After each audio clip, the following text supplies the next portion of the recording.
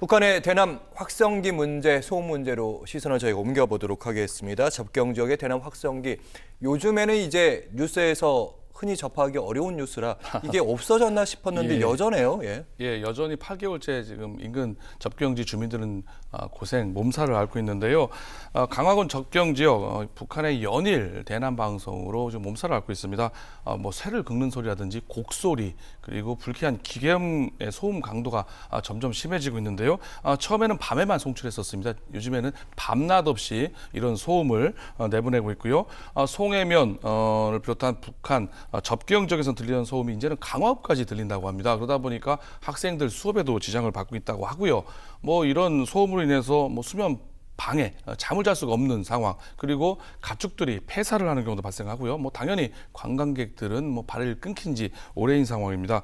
그야말로 정상적인 일상생활이 되지 않는 게 바로 북한과 인접한 접경지, 특히 강화군 송해면이라고 할 수가 있는데요. 주민들 어떻게 해달라, 좀 피해를 호소하면서 해법을 요구하고 있습니다만은 관련법 국회에서 상임위 문턱을 좀 넘지 못하고 있는 상황입니다. 국방부 역시 미온적으로 대처를 하면서 무엇 하나 달라지는 것 없이 계속 8개월째 소음 피해로 고생을 받고 있는 상황입니다. 아니 오히려 없어지거나 줄어드는 게 당연한 건데 오히려 더 강화읍까지 들렸다는 건 더 송출 지역을 더 확성기 자체를 키웠다는 얘기를 제가 그렇다고 볼 수 있는 것 받아들였는데 같습니다. 그럼 이제 주민들 입장 답답하잖아요. 집단 행동 나선다고 하더라고요. 예. 지금 8개월째 소음이 이어지다 보니까 주민들 이제 참다 못해서 집단 행동에 나서게 됐습니다. 지난 20일에는 강화군 송해면 이장당들 한 10명가량이요. 박용철 강화군수를 찾아가서 뭔가 대책 마련을 해달라라고 탄원서를 제출했습니다. 탄원서에는 대남, 대북 방송에 즉각 중단해달라. 또 접경 지역에 지금 국회에서 잠자고 있는 지원 특별법을 하루빨리 개정해달라. 그러니까 대북 방송도 중단하고 대남 방송도 양측에 다 중단해달라. 소음 피해에 대한 정신적, 육체적, 경제적 보상을 마련해달라. 이 세 가지인데요.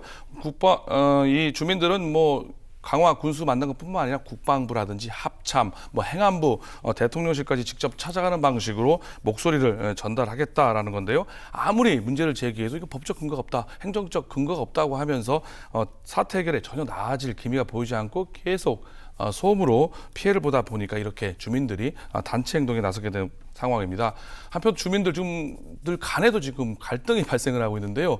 인천시가 급한 대로 방음창을 설치를 해주기로 예산을 편성해서 했습니다만 이게 예산이 적어서 20가구에만 방음창을 설치를 해준 겁니다. 그러니까 똑같은 소음 피해를 보고 있는 가구 중에서 왜 우리는 소음 피해 받고 있는데 왜 방음창을 안 해주느냐라고 하면서 이제 민민 간에 주민들 간에 갈등이 벌어지고 있는데 이게 아무래도 지자체 차원에서 하다 보니까 그런 건데 정부 차원의 근본적 대책을 마련해 달라라고 지금 주민들이 요구하고 있습니다. 네, 정부 정책에 의해서 발생한 문제인데 책임은 지자체 혼자 진다뇨. 받아들이기 힘든 일이긴 한데 일단 확성기 철거는 남북관계 문제이기 때문에 중앙정부 차원의 문제이긴 하고 이제 피해 보상에 대한 얘기 해보도록 하겠습니다. 파주에 있는 대성동 마을도 여기도 접경 지역이니까 역시 소음 피해를 겪고 있을 텐데요. 네, 파주 대성동 마을 역시 소음 피해로 지금 8개월째 고통을 받고 있는 상황인데요. 소음 피해를 입고 있는 주민들 정주생활지원금이라는 지원금 형태를 받아야 되는데 아까 말씀드렸던 것처럼 이게 국회에서 지금 상임위를 통과하지 않은 상황입니다. 즉 직접 지원할 수 있는 특별법은 아직 요원한 상황이고요. 하지만 최근 민방위 기본법이 개정이 되면서 보상길이 열렸습니다.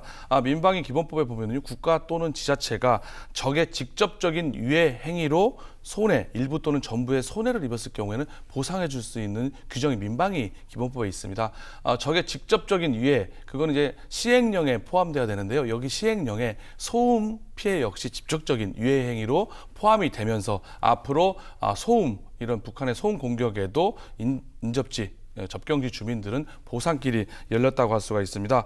이거는 뭐 파주 대성마을뿐만 아니라 뭐 강화, 송해를 비롯한 접경지 주민들, 소음으로 피해를 보고 있는 모든 접경지 주민들에게 해당된다고 볼 수가 있는데요. 민방위 기본법 6월 4일부터 시행이 되고요. 이제 각 지자체별로 얼마만큼 빠르게 적극적으로 선제적으로 이 보상 관련 절차를 진행하느냐가 변수 관건이 아닐까 싶습니다. 네, 교수님 말씀 듣고 나니까 대북 확성기가 만능은 아니라는 생각도 들고 남북 관계, 남북 대화로 풀어나가야 될 문제라는 생각도 들었습니다.